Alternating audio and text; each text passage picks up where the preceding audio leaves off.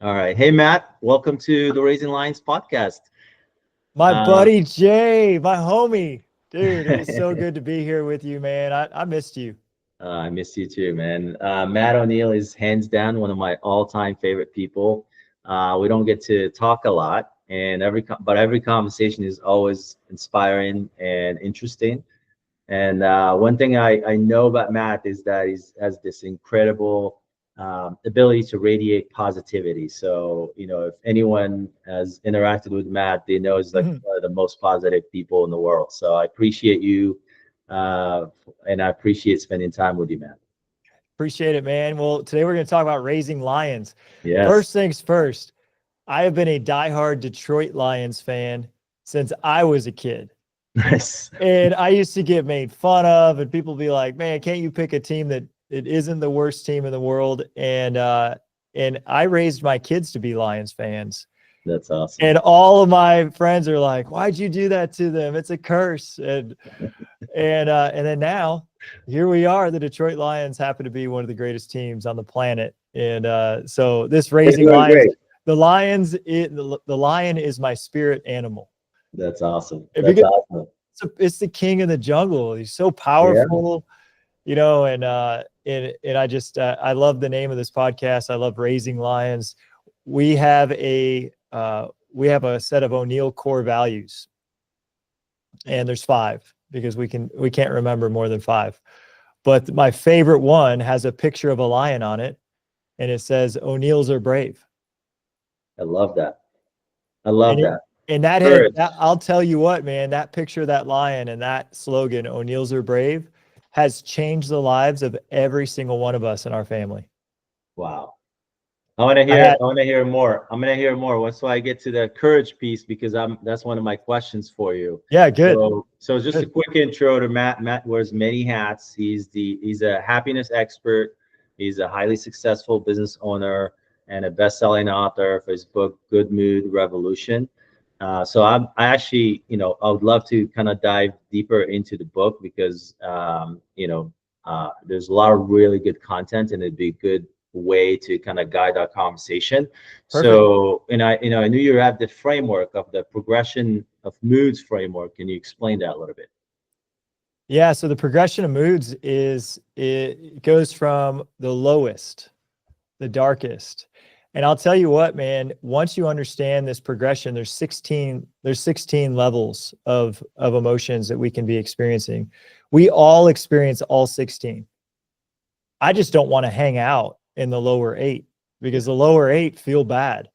But they're useful. They're useful. You just don't want to hang out there. Like, you want to extract what you can when you're in the lower 8 of the progression of 16 and then get into the upper 8, spend your time feeling like really good, which is the upper 8. So the lowest of the low emotions, my daughter came downstairs this morning in emotion number 1. She was feeling rejected. And when you feel rejected, so this is the emotion of shame. Yeah. When you feel rejected, you feel unlovable, you feel unworthy. And she's an 11-year-old. And she came down, and I know that she was feeling unlovable and rejected because when she came down, she went to her younger sister and she said, "Your hair looks like a mess. Have you ever brushed it like in your entire life?" And my 7-year-old immediately tears up and runs off and runs away to cry by herself. Right. And now I look at my 11-year-old. And so this is when you understand the progression of moods, you know what's going on. If you didn't understand it, you would just think she was being a mean sister. But hurt people hurt people. So in order for her to say that hurtful comment is the first word she said to anyone in the house, I know that she's feeling shame herself. So she's feeling rejected. I don't know why. Actually, I do know why. But a lot of times we don't know why. And then because she feels rejected herself, she wants to reject someone else so maybe she can feel a little bit higher than them. She thinks that's a good ego strategy to think that it'll feel better if you could put somebody lower than you. Mhm. Well, and now as a parent raising lions, what I don't want to do is reject her more. So this is what I used to do before I understood this, is I would come down on her and I'd say, how could you? And why would you say that? And why would you ruin everything we're doing this morning? Everyone's happy except for you. Well, what would it, to someone who already feels rejected, what would that make her feel? Yeah, more rejected. More rejected. And then what would she do? She'd go reject more. And like, it's this total negative spiral. Yeah. So instead, when someone comes down with emotion 1 on the progression of mood, shame or rejection or feeling not enough, you need to make sure it's a very delicate balance. Of course, I want to hold her accountable. And at the same time, I need to make sure she feels totally loved, totally accepted, and totally fine. So I go to her, I give her a hug, and I say, hey, sweetie, I don't know what's going through your mind right now. I can tell you're having a tough morning. We don't want to make people cry when we come down. I just ask you this. Tomorrow morning, before you come down those stairs, think about the type of impression you want to make. I want you just to be conscious. When you come down the stairs, as you're walking down those stairs, make a conscious choice. Who do I want to show up as today? I'm like, I sometimes I don't think consciously, and I say things that out of my negative emotions, and it's no big deal. We all do that. But tomorrow, try to make a choice about who you want to be and how you want people to feel. Now, what's crazy, it doesn't always work, but by the time we got out of the car, I dropped him off at school. By the time we got out of the car, she was hugging her little brother, and I could tell she was consciously trying to make a positive impression in people's lives. If I hadn't done it with hugs, if I hadn't told her that I also make that mistake, if I hadn't told her it was totally okay to do that sometimes, maybe she would have continued to feel rejected and not turned it around. But this is an example of how the progression of moods can help us. And are you helping them recognize that feeling, articulate that feeling, and kind of like, I understand how you framed it in order to manage it, but is there, do you have a process that you go through with the kids to help them recognize the feeling first and then manage it? I like to just call it out. So an 11-year-old isn't quite at the place where I can say, hey, what are you feeling? I'll get this answer. Yeah. She'll shrug her shoulders and then she'll look away. So she's not quite at that place yet. And there's levels of development, but at 11, she's not quite at the place where I can ask her questions and she can kind of like unravel it when she's in the middle of it. Later, when she feels better, yeah, then we can have a conversation about what was going on. But in the moment when she's in one of those negative moods, she's not there. So it's better for me just to label it. And labeling it is what I demonstrated. I said, hey, I can see that you're feeling a little bit down today. I can see that you're having a tough time. I sometimes am down and am having a tough time too, and I take it out on people.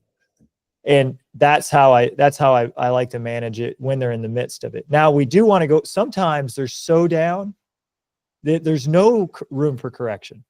Yeah. And I kind of have to wait until they come back up. And later that day, I'll go and have a conversation when they're up and say, hey, I just want to talk about this morning. Yeah. What was going on? And when they're feeling up, they can access it. Yeah. And how does that conversation go? Like later on? Yeah, no, it's like, hey, I just want to talk about this morning. Oh, okay. Like, hey, like no worries. You didn't do anything wrong. You're an amazing kid.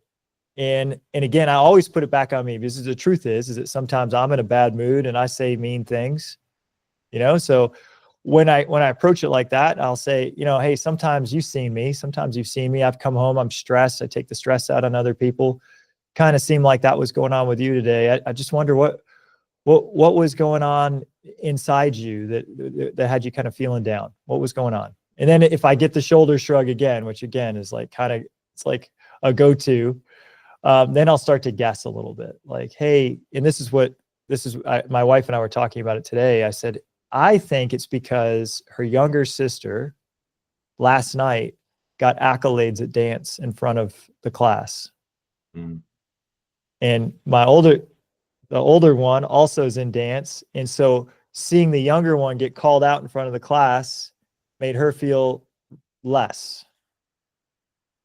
So and that was right before bed. And now she wakes up with this kind of attitude. So I think that is what's going on. So if I do talk with her later today, I would probably say, hey, just a guess here, but I think maybe that bothered you on some level, even if you don't consciously think it. But, you know, do you think maybe that could have been going on? And then, you know, sometimes they'll surprise you and she'll say, no, I had nothing to do with that. Actually, Cameron wore my shirt, and right. And then it comes out.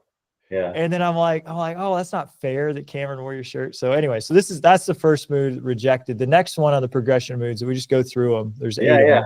Yeah. The next most destructive one is guilt. And guilt is judgment, and it's self-judgment, which is why I don't want to like wag my finger at her and say, you're messing up. I'm just going to add more negativity on top of an already negative situation. So when we feel guilty, we feel like we deserve to be punished. And when we're feeling down, we're feeling bad, then of course, what comes out of us? More bad action. So instead of making them feel guilty, I always want to make them feel totally accepted and totally okay, and that there's really no problem. I'm not always perfect at this, you know, but at least if we know that judging them and saying that they're bad and that they're wrong is going to harm them, and it isn't going to help them get the most out of themselves, but is actually going to do the opposite, we can try to curb it in ourselves. When these emotions of shame and guilt get strong enough, we move to the third emotion on the progression, which is completely overwhelmed and hopeless. And I'll get overwhelmed. Jay, I'm sure with all the stuff that you have going on, sometimes you feel overwhelmed. Absolutely. That's a tough spot.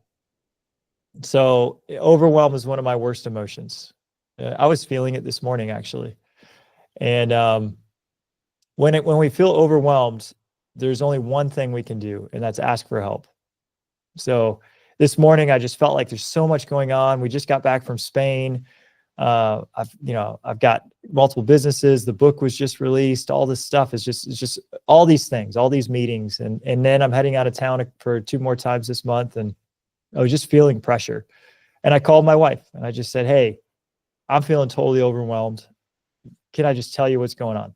And she let me just tell her everything that was going on for 30 minutes.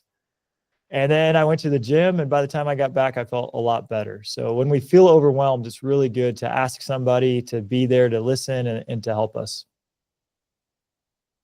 And sometimes just to hear yourself say things helps you kind of clarify or get in a better state around those things. Yeah, like if we keep it inside, then all the problems just keep bouncing around in there. Once we start to like talk it out, you know, because at the end of the day, man, I can only really do one thing at a time. Yes. And I've got 10 different things that are going through my mind. Saying them out loud or using a journal is really good, or creating a to-do list, just getting it out of your head and out into the world. And then we can kind of work on it. All right, well, what's the one thing I should be doing now? And as soon as we start taking action on one thing, which is all we can ever do, is just one thing at a time, and hopefully it's the most important thing, we start to lessen the load. Absolutely. What's the next one? The next one is a tricky one because it's nice too. It's sadness. So when we progress beyond overwhelm, we can progress up into feeling kind of sad that all the burdens that we have on us, or, you know, sadness can come from many things, losing things that we love or losing abilities. But it's kind of nice, because when the more we can express our sadness or our hurt, it shows us the more that we really love life. So for men, especially for fathers, right? We don't want to act vulnerable, and sadness is a form of vulnerability.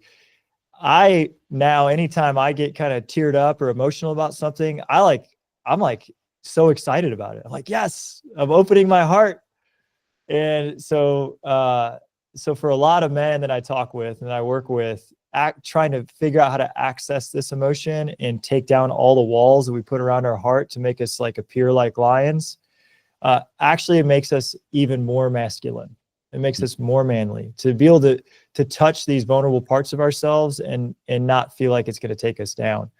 But we don't want to stay there. You know, we don't want to mope around. We don't want to be in a depression. We don't want to be sad for days on end, but we do need to be able to access that emotion. Moving up, We get into my wife's number one emotion, and usually the number one emotion for women, and that's fear or anxiety. And my wife is a huge worrier about the children and about things going wrong, and about, you know, it's kind of like her biological makeup is to be worried. My mom was always worried. You talk to a lot of guys, and their wives, their number one go-to negative emotion is this worry or this fear. Yeah. And there's a good thing. Again, all these emotions have a good aspect, but we don't want to stay anxious. We don't want to stay in a constant state of worry. That doesn't feel good. So what we do, and at any time my wife does feel worried, or if I feel worried, sometimes I get worried, like if we're losing money, I'll ask myself a specific question. I'll say, what am I feeling anxious about?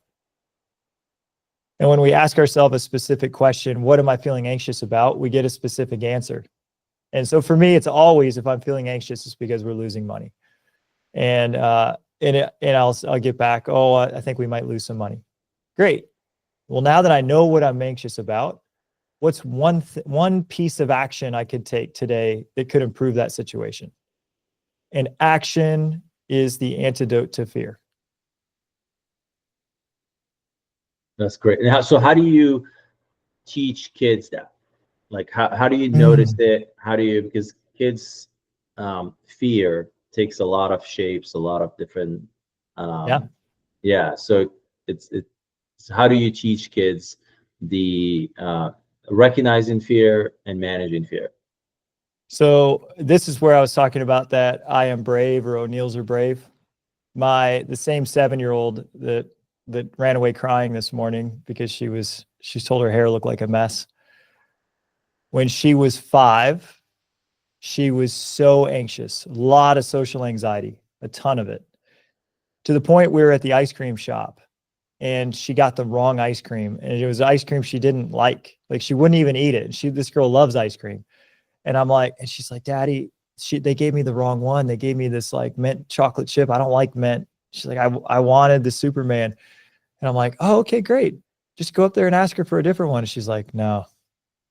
I'm like, she's like, can you do it? I said, I'm not going to do it. I said, if you want the ice cream, just walk over there and ask her for the right ice cream. I said, you can even pay her for it. Here's some money. And she's like, nah. So she just decided she wouldn't eat ice cream. Yeah. She was too afraid to go up and ask.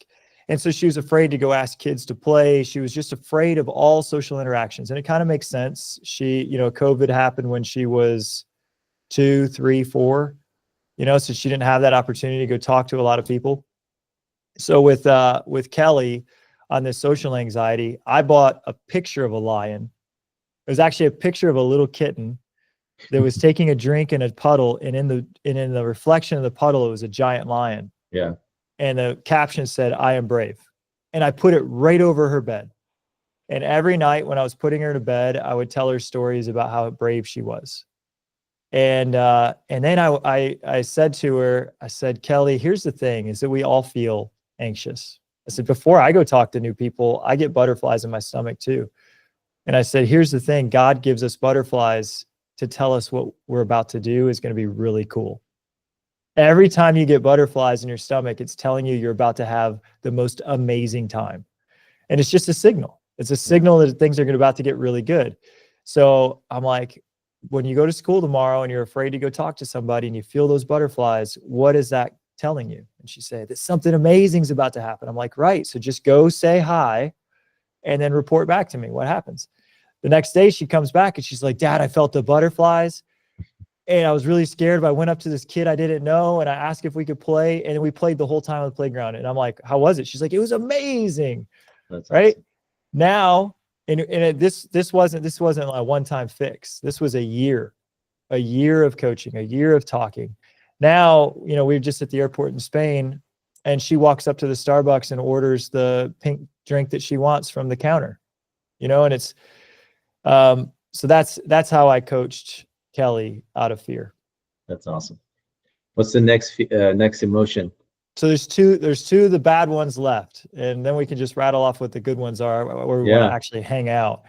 The next, actually there's 3 negative ones. The next is a good and a bad, and we can harness the power of it to be so good. It is desire. Desire can be so good. In fact, because it's a progression, each mood is better than the one before it. So desire is a lot of times, if you can just get to desire, everything can turn around. Desire is like, oh, I want more. I finally don't want to just sit around feeling depressed and hopeless and sad and upset and not enough. I actually want a better life. As soon as we get there, like, things can get good, but it's still negative because, Jay, man, and there's probably somebody listening right now, they've wanted more money, they've wanted a bigger house, they've wanted a bigger car, they've wanted a family, they've done it, and it's still not enough. And so they want more money, and they want a bigger house, they want better vacations, and it's still not enough. And so they need the private jet, and they get that, and it's still not enough. And they're constantly chasing and chasing and chasing and chasing, and it's never enough. Yeah. So desire is insatiable. And if we get stuck in this desire trap, it's a trap. We are never happy.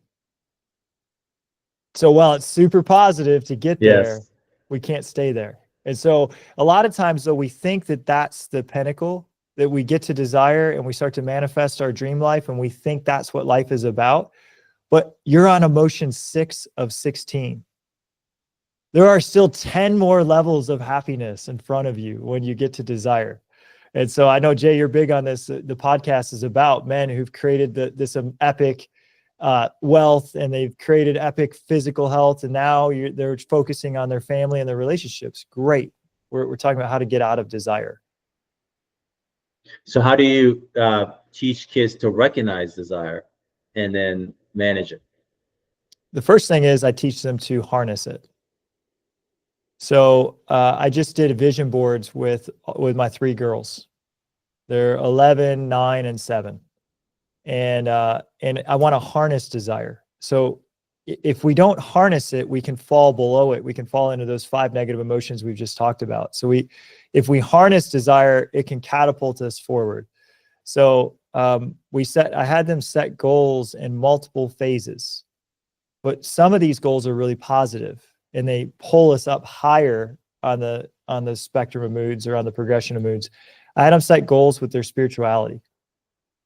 So desiring a closer connection to God, or a closer connection to all that is, or the universe, or whatever, like desiring that will take us further.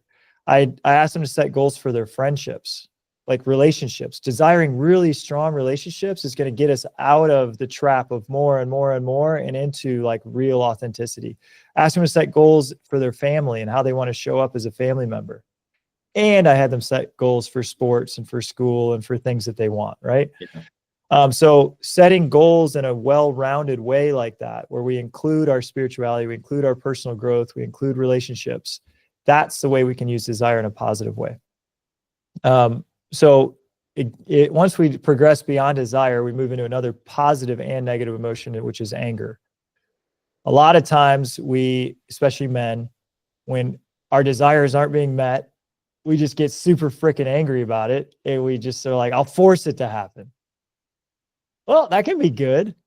It can be good because we can force some change to happen we haven't made, but it can be really destructive.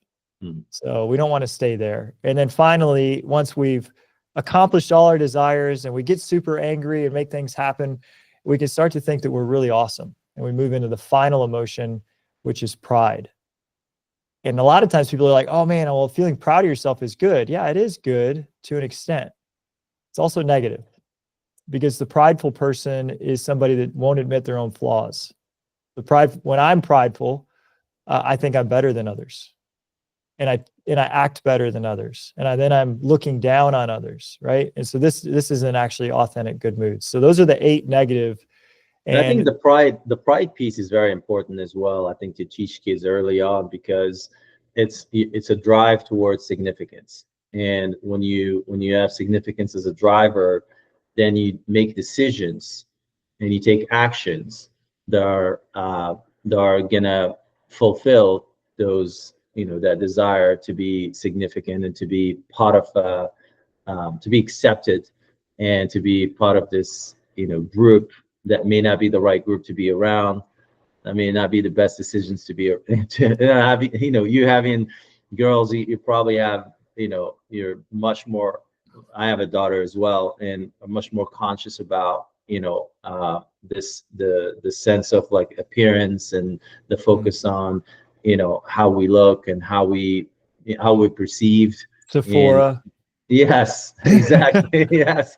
All the So different face like lotions and creams, exactly. and like So it how do is you deal with that? What's your policy on that? yeah, it is a crazy obsession that they have, and all their shirts are showing belly buttons, and you know, I allow it. Okay. I allow it. I allow them to be part of the in crowd and to experience what it feels like to be part of the in crowd. When I was growing up, we didn't have enough money for me to have the cool shoes. I was wearing the knockoff shoes from Kohl's instead of the Nikes or the Jordans like everybody had. I had hand-me-down sweatpants, that were old and had holes in them, and I knew what that felt like. That felt like shame, right? Which is the lowest emotion, that I wasn't enough and I wasn't as good as others. And I wished that we had the money, that my family had the money, that I could feel proud of the way I looked, that I could feel proud of who we were and what the O'Neills were.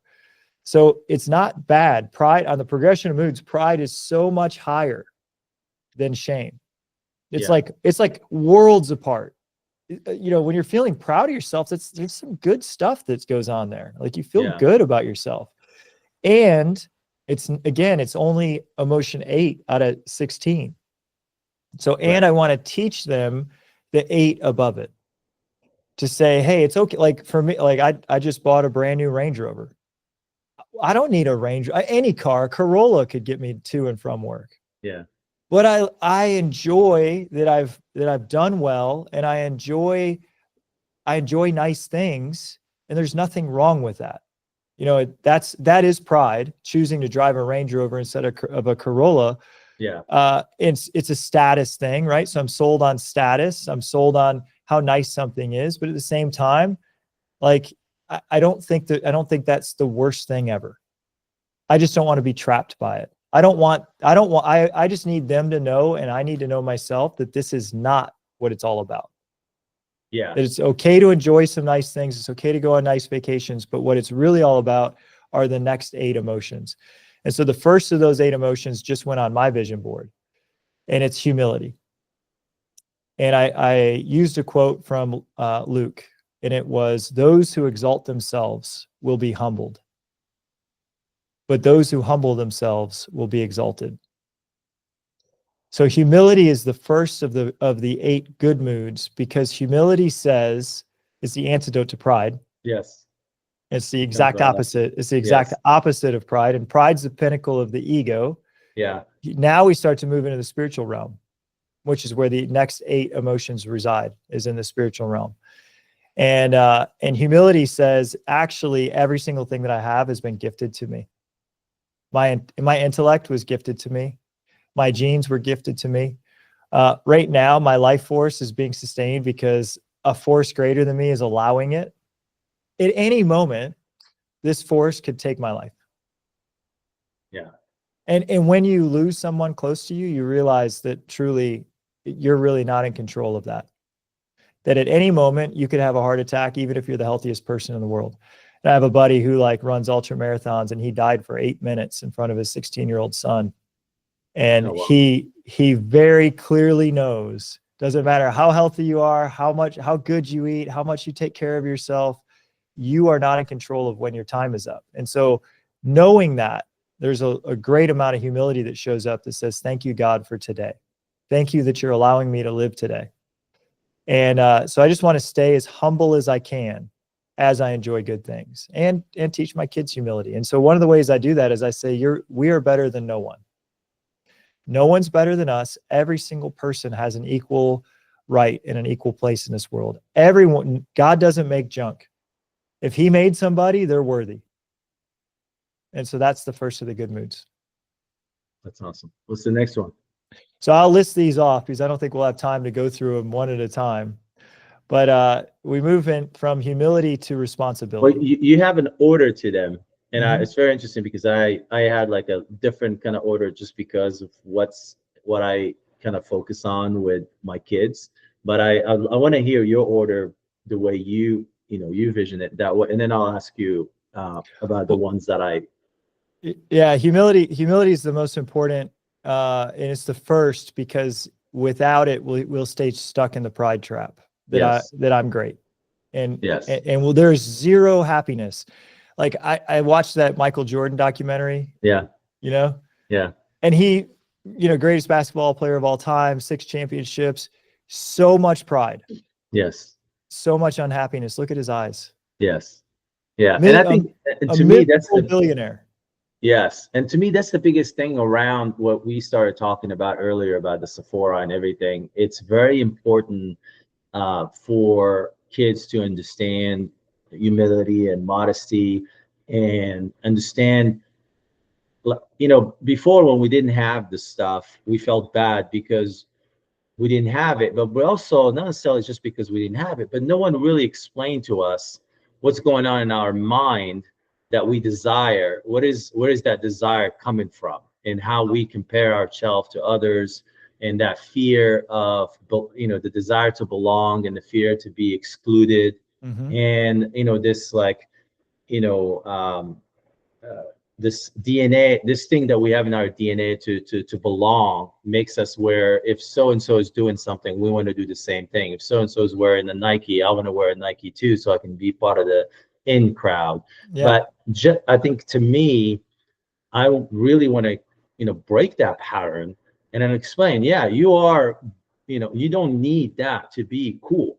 You don't need that to create your own in crowd.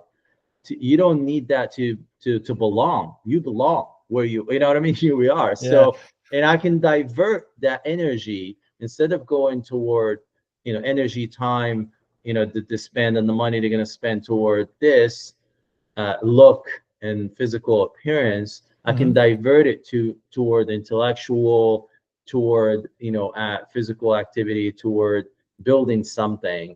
And that brain power doesn't have to stay, does not have to be the bandwidth does not have to be with Sephora. It can be with Something coding else. ninja, or what I mean, or jujitsu, or something else that is much more valuable for them long term. Yeah, and again, it's about the level of development too of the child. Yes. So I think we can plant these seeds when they're 7, 8, 9, 10, 11. Yes. But I don't think it fully becomes realized. It's like ahas that will show up in their young 20s. That, oh, that's what. And so if we plant the seed now, I hope it grows in their mind later. But it's very difficult to tell an 11-year-old girl not to fit in. And it doesn't matter if you fit in or if people think you're uncool. It's very difficult it's okay. It's like, okay, hey, this isn't everything. Yes, I'll let you do the Sephora. Yes, I'll let you have the shoes and the things. And so I want you to fit in. I just want you to know it's not everything. And what is everything actually is becoming the kindest, most loving version of yourself that you possibly can. And if you could take all of your energy and just focus on being the kindest, most loving version of yourself you can, at the end of the day, you'll look back and you'll say, this is who I authentically am. So I can plant that seed now, but it's still not something that can be comprehended yet. Their brain's not developed enough to get to that level. Some of them maybe. Yeah. My children are not there yet. I think maybe some old souls can comprehend that. It takes, it does take absolutely a lot of conversations and a lot more things. But I do believe that they have a lot of capacity to understand a lot of these concepts. As early as like 8 or 9. Yeah, or even younger. Like I'm all about, like, dude, I'm like the guy that's talking about it all the time. Yes. And at the same time, I'm not going to hold them back from feeling like they belong in the in group, because I'm not going to hold that back, because I wasn't, and I know the sting of that, and it wasn't a good feeling. That's awesome. What's the next one? So the next one is responsibility. And Jay, you and I know this, but and from a very young age, I make sure they know you are never a victim. Like, bad things happen. Bad things happen. Bad things don't happen because you're bad. Bad things happen because they happen. And most of the time they happen for you so that you learn something you couldn't have learned otherwise. And so we're going to take everything that happens. If you don't make the team, yeah, that hurts, that stings. But at the end of the day, it's our responsibility how we're going to respond to this. You're not a victim. So my daughter didn't make the team. I'm like, you're not a victim. It wasn't that that person wasn't it. You know, she's pointing a finger immediately, wanting to blame. Like they weren't even as good as me and they made the team and I should have. That's victim talk, right? Yeah. And I say, and I'm like, that may be so, but you're not a victim. We're going to own this. We're going to take responsibility. You didn't make the team. I know that hurts. That stings. What can we do now? Yeah. All right. So maybe in that moment, the day of the sting, we're not ready for it. But again, I'm planting the seed. 5 days later, what can we do about it? I know it still hurts. Do you want that team? Yeah, I want that team. Okay. Here's what I'm going to do. I'll wake up with you every morning and we're going to work on this skill. And every night before you go to bed, we're going to work on this skill. And a month later, she makes the team. Love that. And that's responsibility though. Yeah. You know, so yeah, does it take a lot of work to get what you want? Hell yeah, it does. But no one else is responsible for you making the team other than you. Yeah. So after responsibility, we move into confidence. And confidence, so now we're building a foundation of true, authentic confidence. Confidence doesn't come from pride. Like it's not like I'm the best. It's more an internal confidence. It comes from following my own internal values. So we can get our kids to authentic confidence, which is what we need without Sephora. Yes. By saying, I am a kind human being. And I know that no matter what happens, I'm going to respond in a kind way. If that's a value for us, for O'Neill's, that's our number one value. And when I respond in a kind way, it doesn't matter what other people say about me. I know that I am confident in who I am. Or I am a brave human being. So these are some of our core values. And so I want them to have an authentic confidence that shows up not because they made the team or didn't make the team, or they're the smartest or not the smartest, but because they know what their values are and they stand by them. Beyond confidence, we move into acceptance. Acceptance says, doesn't matter how good I do, things don't always work out the way I wanted them to. Can I accept that things don't always go my way? This is a really high spiritual concept. Yeah. It's one that I have to keep working on, but it's a beautiful one. If we can say, all right, I'm always going to do my best and I'm going to accept if it doesn't work out. That's a really high place. Beyond acceptance, we move into gratitude. Gratitude is like one of the most beautiful emotions we can ever cultivate. In our family, we pray before every single meal, and our prayer is always prayers of thanks. And this is one of the ways I instill gratitude on a ritualistic basis of just thank you, thank you, thank you, thank you. Once we have gratitude, so if we start to have gratitude for everything, then we move into the state of love. And we're like, we start to see, if you can say thank you when things don't go right, if you can say thank you for the challenges, if you can say thank you when you don't make the team, because it now gives you resolve to become even better and blow past where you would have been, you start to realize every single thing in the world is guided by love. That even the bad things were loving things. And so like, this is like crazy high spiritual concepts. And it's something that I aspire to all the time is, can I see every single thing happening is guided by love? Even awful people, right? Even the person that makes the worst decisions, that even that is guided by love. That they're learning lessons that they have to learn. And there's consequences that come from doing bad things. And that eventually there is a plan for this person. They're going to learn and grow. And maybe that's the only way they could have. Once we get beyond love, if we can just see love everywhere, it's very joyful. And so we start to just have joy all the time, even in the face of challenge. Because we're like, all right, well, this challenge is here, but it's here to guide me by love. So I'll just choose to be joyful in the face of it. And ultimately, the final pinnacle of these good moods is peace. Because we recognize that it doesn't matter what challenge shows up. No matter what, I know it's guided by love and I can choose to be joyful through it. And ultimately, just like a peace pervades you, because you're like, I can handle anything. Anything that even the worst that I could imagine could show up, and I'll figure out a way to figure out that it was guided by love, and that I'll eventually find joy again. So there's always this peace when you can get to this level, and that's the 16 levels. That's awesome. So with your kids, what are some of the rituals? You know, you mentioned one, which is prayer. What are some of the rituals that you do at a pretty consistent cadence to instill a lot of these values?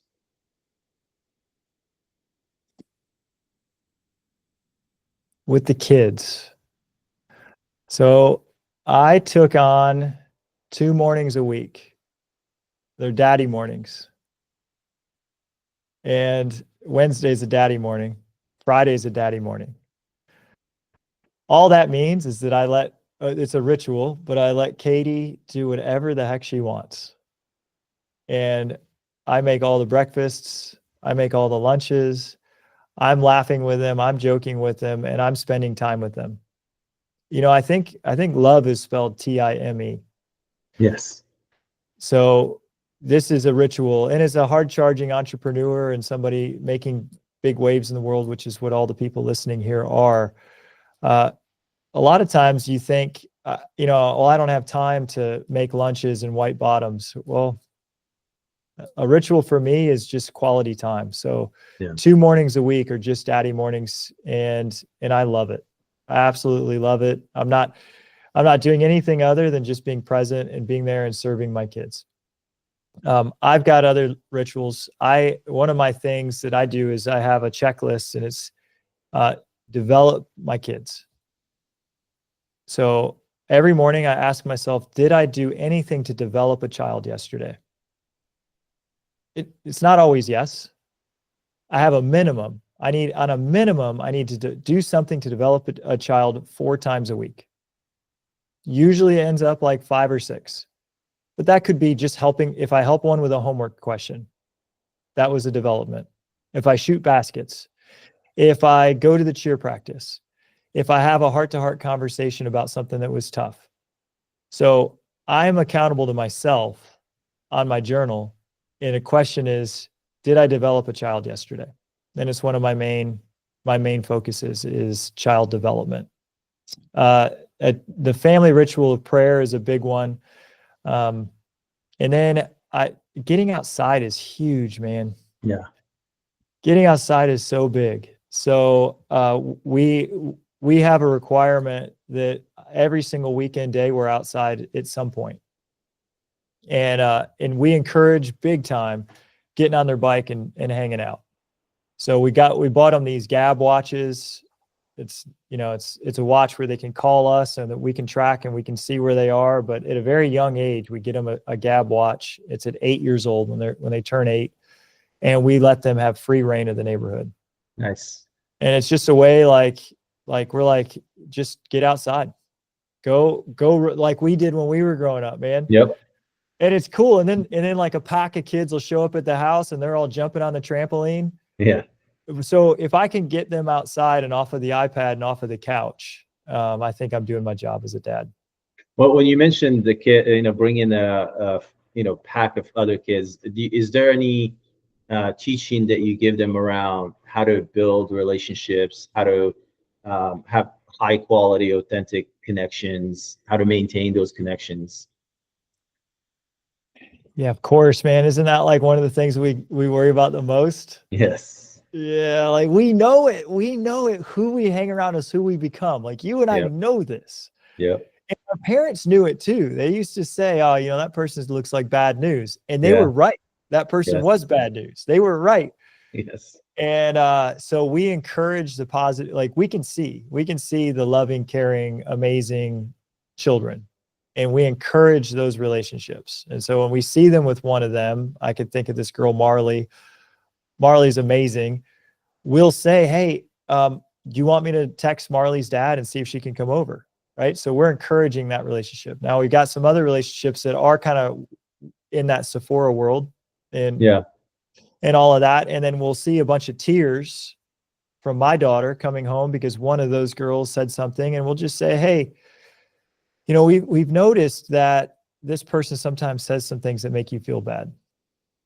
That's somebody that maybe doesn't always have your best interests at heart. Let's think about these other friends, these 5. I have never seen you crying from things that they've said. So when you think about where to put your energy, which person do you think would be a better person to put your energy into? Now it doesn't always work, man, because some of that, again, it's that pride. It's programmed into us. It's a survival thing. Sometimes they want the approval of the kid that doesn't give them the approval. But we just encourage the authentically good human beings as much as we can. That's awesome. And so what advice would you give parents who are trying to help their kids build resilience without sheltering them from, challenges and stuff? So how do you build resilience in your kids? Yeah, I mean, did you read the book Grit by Angela Duckworth? Yeah. I love that book. And she made it very simple. At the end of the book, she boils down all this science into one thing. She said, everyone in our family has to do one hard thing at all times that's not their school or their job. And I think that is the way to build resilience. And she proved it through like work with the military, that grit is something that can be learned, and it's learned by doing hard things. So all of my children are in a sport, and sports are hard, man. Yeah. They just like one of my daughters is in competitive cheer. It's hard as hell. She's working out so much. Yesterday she held a plank for 3 minutes with her feet elevated 24 inches. And she's like shaking and sweat's dripping off of her face. That is developing grit.